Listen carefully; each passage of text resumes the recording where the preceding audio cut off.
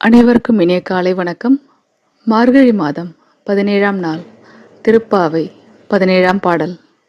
அம்பரமே தண்ணீரே சோரேயரும் செய்யும் எம்பெருமான் நந்த கோபாலா, எழுந்திராய் கொம்பனார்க்கெல்லாம் கொழுந்தே குல விளக்கே, எம்பெருமாட்டி யசோதாய் அறிவுராய் அம்பரம் மூடறுத்து ஓங்கி உலகளந்த உம்பர் கோமானே, உறங்காது எழுந்திராய்